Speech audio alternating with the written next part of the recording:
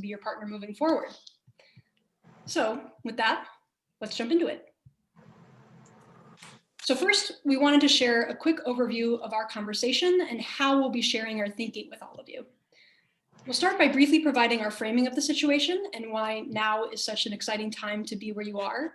We'll follow that with a little bit about our firm and why we believe we're your best option for a partner. Then we'll dive into the meat of why you're here, which of course is the analysis of the offer and your company value. We'll wrap up with what our process would look like moving forward together. So to get us going, I'm going to turn things over to Ryan. Thanks, Katie. It is crucial now more than ever to consider how your family and company plan for the future. A global pandemic has created significant economic uncertainty, as I'm sure we're all aware. An extremely motivated firm has approached your company with an offer to purchase it. And players in the internet services industry are hungry to buy companies like yours that operate in rural America, a submarket in which 35% of customers remain underserved and is poised to drive future growth in the industry. The decision to sell any business, but especially one that is family owned, has significant implications for both the company you have built and the future of your family. It is vital to choose the right team to advise on your next steps. Here at Rust Belt Capital Advisors, we recognize that you are at a critical point of inflection. We've put together a team filled not with bankers, but with passionate, thoughtful, and experienced problem solvers that will help advise on your company's future. My name is Ryan Alexander. I'm a managing director here at Rust Belt, head of mergers and acquisitions, and I have 19 years of investment banking experience. Hi, everyone. Thank you for having us today. My name is Dee Gose. I'm a managing director as well and the head of our leveraged finance group. And I've worked 17 years in various banking roles. Morning, everyone. I'm Jim Kavalik, another managing director and head of financial sponsors. And as you can see there, I have 18 years of experience in the industry. Wonderful. And you've already met me, but I am Katie Van Dusen, Managing Director and Head of Technology, Media, and Telecommunications, and I have 17 years of industry experience. So now that you've heard a little bit more about who we are as people, we wanted to share about who we are as a company. Rust Belt Capital is a leading corporate and investment bank that provides a variety of financial services across industries and global contexts. We're one of the most awarded financial institutions in the middle market. And if you actually take a look at the pie charts at the bottom there, you can see that you are right in our sweet spot. We have extensive experience in sell-side advisory, experience with sponsors, and working with private and public companies. And the majority of our deals are actually your size. We're committed to bringing these considerable resources, relationships, and knowledge to bear in our work together. So, in addition to being a top investment bank, we have extensive experience in telecommunications and broadband in particular, on both the buy side and the sell side of deals. We've highlighted here some examples of our well-known large cap and middle market transactions. And as you can see, we've already established a relationship with Broadband Co., having worked with them on previous deals. We're convinced that now is a really excellent time to sell a business with the particular strengths present in your company. And we're really confident that we are the best partner for you in that process. Now, let's hear a little bit more about the fair value of your company and the offer on the table from Jim. Thank you, Katie. Let's get into it, the fun stuff, the value of your company. After doing some analysis, we believe that the fair value of your company is between $160 million and $170 million in equity value. We came to this conclusion through a few different analyses, both market-based and income-based. We started with precedent merger transactions, looking at sales that have actually happened. We looked at sales based on timing, when they occurred, the size and revenues of the companies that were sold, and the EBITDA margins of those companies to compare to your company. We also similarly looked at public traded companies. Again, we looked at companies similar to yours in business description, size in terms of revenue, EBITDA margins, and their growth. There were less companies in this category that fit a mold similar to yours, so we did not give quite as much weight to this analysis. A lot of companies were just significantly bigger and provided different offerings. And then finally, we did an income-based analysis, did a DCF with both with synergies and without the synergies that Broadband Co. has suggested are possible. With the range of values from these three analyses, as I mentioned, we truly believe that $160 million to $170 million is the fair equity value of your company. So looking at the offer that Broadband Co. has made, as you can see and as you know, $170 million is at the top range of our fair value range for your company. So on the surface, this seems like a really great offer. We're done. Let's just go home. But of course, there's more than meets the eye here. As you can see here, we believe the fair value of their offer is actually significantly lower than the face value of their offer. In fact, we think it's only a little more than $83 million. So your fair equity value is roughly double that offer. Now, obviously, there's a pretty big size disparity there. And to tell you how we came to that conclusion, I'm going to pass it to Dee to talk about that. Thanks, Jim. And as Jim was saying, the face value of the offer does not accurately reflect the fair value the offer would provide you. Our analysis showed us that the non-cash consideration portions of the offer, namely the seller's note and the stock, are worth far less than face value. The seller's note has only PIK interest, it's subordinated and unsecured, and likely has low marketability. Broadband Co. also recently struggled to issue subordinated debt at an interest rate of 15%, which indicates the discount rate on our seller's note would be even higher than this, leading to a lower fair value. We also know Broadband Co.'s stock has been trading higher recently due to speculation, which very common thing in today's market. This leads us to believe the stock will drop once the speculation subsides, and the trading value of the stock should be recognized as closer to the range it is traded in historically. Additionally, since we would be unable to sell the shares for 1 to 3 years and the stock is thinly traded, we also applied both a marketability and liquidity discount. On another note, you may wonder why we did not include a leverage buyout on the valuation summary slide. For reasons I will cover in a moment, the LBO does not appear to be a viable alternative for financial buyers, even with advance rates for the market being as high as 3 times EBITDA for senior debt and 1 times EBITDA for sub debt. As you can see, financial buyers could not pay anything close to the fair value range of your company, even falling short of the fair value of Broadband Co.'s initial offer. At this range, they are not competitive at all and should not be considered as an appropriate buyer. And as I mentioned quickly before, right now the market is getting up to 3 times EBITDA for senior debt and 1 times EBITDA for subordinated debt. However, your company operates in an industry that has high capital expenditures and thus lower free cash flow generation, which makes it difficult to pay down the debt in a time frame that would be attractive to financial buyers. Because of this, banks feel uncomfortable with lending high advance rates of debt to companies in your industry. We also examined a recapitalization, or a recap, as a way to provide liquidity to owners who may want it, like Jack and Gina, and to those owners who may want to keep ownership, like Dan. For the same financial reasons as I just mentioned, the fact that the firm is not accustomed to high leverage, and it brings in a high risk of financial distress, a recap also does not make sense in this situation. But getting back to the main point here, you guys have a really solid company and you're worth a considerable amount, especially to strong strategic buyers. And because of this, Ryan will walk you through some of the choices you have available to you and our ultimate recommendation. Thanks, Dee. By combining both our team's qualitative and quantitative analyses, we've identified 3 possible paths forward for your firm. Engage with Broadband Co. with the intent to sell, open the sales process to a targeted group of buyers, or continue operations as is. Engaging with Broadband Co. will result in a much faster and easier process than going to the open market. It will also allow your firm to maintain higher levels of confidentiality. In addition, Broadband Co. represents a highly motivated buyer, as they have come up short in several recent acquisition attempts and have business operations that are very complementary to yours. We are also confident that their high motivation mitigates the risk of limited negotiation leverage that results from engaging with a single seller. The second path is a targeted process in which we work to identify specific firms that might be interested in buying your company. We recognize that this path could provide additional negotiating leverage as a result of increased competition, will ultimately lead to a significantly longer, riskier, and more stressful sales process. And once again, given the high level of motivation from Broadband Co., it's our belief that the valuation benefit from pursuing a more open process is relatively minimal. Finally, it's also possible that your company continue operating as is. However, you'll be passing up on a buyer and market that is very competitive, as well as the opportunity to cash in on all of your hard work.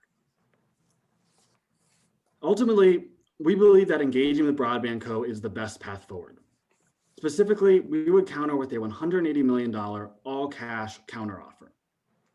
We recognize that an all-cash deal is aggressive, but starting with such an offer leaves room to negotiate other forms of consideration, including stock, as well as the opportunity for certain members of your firm, such as Dan, to remain as a part of Pierce Co.'s future. We are not interested in negotiating a seller's note to be included in the deal.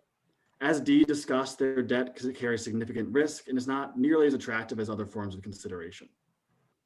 In the event that we are unable to come to a fair value agreement with Broadband, if it's less than $160 million, we would recommend pursuing an open but targeted sales process. This path forward allows your firm to capitalize on advantageous market conditions, work with a motivated buyer that has great operational fit, negotiate the terms and considerations that were included in the original offer, as well as provide liquidity to owners who are looking for it, like Jack and Gina. I'm going to let Jim talk a little bit more about a little more specifically about how this sales process will take place. Jim? Thanks, Ryan. So as Ryan said, once you tell us you're ready to engage with Broadband Co., we will immediately counter with that $180 million cash consideration. During the first couple weeks, we will then negotiate with Broadband Co. to hammer out the exact price and forms of consideration for the deal. We'll obviously keep that broader sales process in our back pocket as negotiating leverage against them, though as Ryan mentioned a few times, they're highly motivated and we truly believe we'll come to an agreement with them. So once we do, we'll sign an LOI with them and open up our data room so they can do their diligence. And the next 4-ish weeks from there, they will finish their diligence and legal teams will draft a purchase agreement. And then we'll wrap up the last couple weeks with regulatory review. Any final negotiations that need to happen will occur during that period. The purchase agreement will be signed and the deal will close. So that's what the process would look like with us. And to wrap things up, I will pass it back to Katie. Wonderful. Thank you, Jim. Just to touch very briefly on fees, we'll charge a market rate or even slightly below because we're so excited to work with you. We'll have an incentivized structure so that our success is your success and vice versa. Happy to discuss that more in detail. But to bring this all together, you've done a great job of growing your company and turning it into an attractive acquisition target. You have a motivated buyer on your hands that will likely be willing to negotiate a fair deal for all parties involved. And Rust Belt would really be your ideal partner in ensuring that you receive the maximum value for your company and that additional desires and requirements can be accommodated where possible. We have a strong history of successful acquisitions in your industry, and we're confident we can do the same for you. We're appreciative of your time today, and we're ready to get started. I've got a quick question. I'm a little suspect of an all-cash offer, but let's put that aside. You've been dancing around a little bit about the differing requirements of the sellers. Let's assume you kind of get to a blend of a cash and a stock deal ultimately. How are you going to be prepared, and how are you going to recommend the various different forms of consideration with the different and varying interests of the current owners? Great. So I'll speak to that to start, and I think some of my colleagues might jump in to add some detail as well. So where we think we'll likely end up and what we are going to prioritize is a majority cash deal to make sure that there's enough liquidity for those who are interested in having that available right away. And then the rest would be made up of likely of stock. And of course, not less than 160 million in total value, because we want to make sure you're getting the fair value for your company.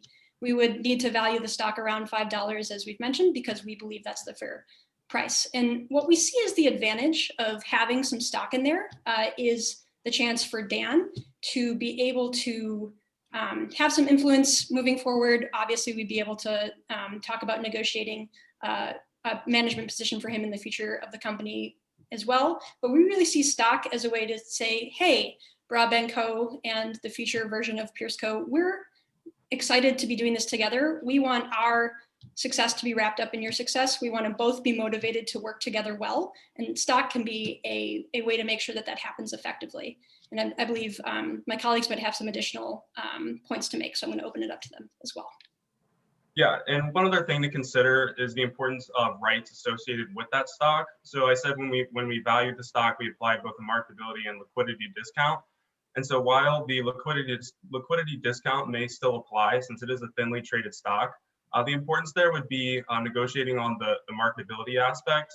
As we know, we would not be able to sell the stock for 1 to 3 years, which could significantly decrease the value of the stock to us. So it would be something that we would negotiate on both the amount of stock in the deal as well as the rights associated with that stock. And D, what's the difference between marketability discount and liquidity discount?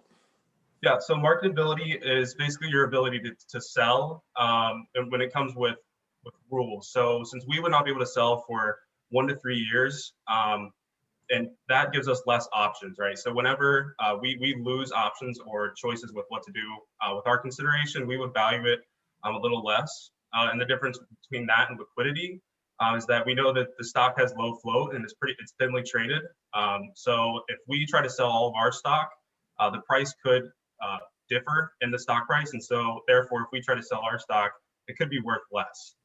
So we want to apply a discount to our stock to reflect that. Thanks. I have a question for you guys as well. What I'm curious about, as you know, my father has come up with lots of crazy ideas over the year, including the idea last year that cost us $5 million. How do you think the buyer is looking at that investment, and how do we make sure we're not getting dinged for that because they don't have to spend money on that in the future? Sure, I'm happy to talk to that. So we did consider that to be a one-off situation where we don't think those $5 million will be carried forward. So we did add that back to the EBITDA for 2020 and include that in our evaluation then, affecting our cash flows going forward with our DCF. So adding that back did increase. It did help our evaluation of your company, so that we could get to that $160-170 million range. So we did factor that in into our analysis. Yeah, and I think the buyer would also understand that. You know, as we know, Broadband Co is working on an expansion right now. So I think they would appreciate us trying to, make investments in our company. And as everyone knows, not every business expansion or deal works out the way it should. So we don't think we'll be negatively penalized for that. I have a question, somewhat multi-part. Dan, who would like to stay in the company, what type of executive employment arrangements would you propose that we attempt to negotiate as part of the letter of intent for Dan? And then secondly, possibly we might not be able to negotiate enough cash versus stock. Some of the family members might believe that the volatility of the stock and the thinly traded nature of it is too risky for them. So we might need to negotiate improvements to the current promissory note, second lien note structure. What would you advise those terms would be if we had to renegotiate that? I can take a shot at the first part of that question, and then I'll pass it off to one of my colleagues to answer the second. So with regard to Dan's role, your company operates in an area that broadband doesn't currently have operations in. And so having somebody on board to still be involved with that part of the company will be very valuable. The expertise, the knowledge, we recognize that your customer base is very happy, and that's very valuable. So somebody who has insight into all of that will be very valuable moving forward to Broadband Co through the acquisition and beyond. So we see that he can still have a role in Pierce Co as part of Broadband Co in some capacity. Yeah, and I can take the second part of that regarding the seller's note. So I think a lot of the things that dropped the value down on the seller's note when we looked at it were the fact that it is unsecured and subordinated. So what we could do is negotiate better rights on that, essentially. So we could say that we want to, have a first lien on the company. So we would have collateral on them, and it'd be a secured bond. So that could be worth more to us and can provide a little bit more safety. We also know it's a subordinated bond. So, maybe we could require that it would not be subordinated.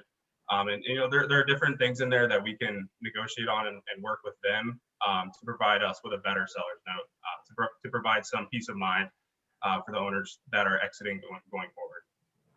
And I'll just add one last piece about the specifics of the role for Dan, because I believe that was part of the question.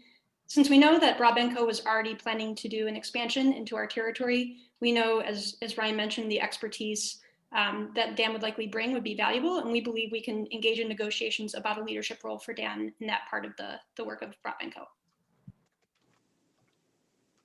I like the idea of going back and trying to get something that looks more like an all cash offer. I guess I have concerns about their ability to actually go raise additional capital given the failed debt offering. The fact that they already have first lien debt makes it difficult to get any sort of note into that position. I mean, realistically, how much capital do you think these guys can access in order to complete this transaction? Guys, I'll let you guys answer that question, but that'll probably be at their last question. Then we have to get going. Okay, no problem. Yeah, thank you. So yes, we recognize that all cash is very aggressive, and they're probably going to counter with something less than that. We also recognize, though, that they had capital on hand to start a $100 million expansion process. So we think they should be able to get pretty close to that number for us in the cash. We would certainly be pushing toward that number on them. As Katie mentioned, at the very least, we'd want to get the majority cash. So we'd be pushing for north of $80 million in cash. And we can always, obviously there are a lot of incentives to working with broadband, but we are prepared to open it up to a more open and targeted process for other strategic buyers who would see the same attractive qualities in your company as Brabantco does, should we be unable to come to an agreeable offer. Thank you, guys.